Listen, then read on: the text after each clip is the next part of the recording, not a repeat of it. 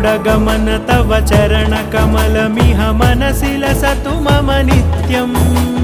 गरुडगमन तव चरणकमलमिह मनसि लसतु मम नित्यम् मनसि लसतु मम नित्यम् मम तापमपाकुरु देव मम पापमपाकुरु देव मम तापमपाकुरु देव मम पापमपाकुरु देव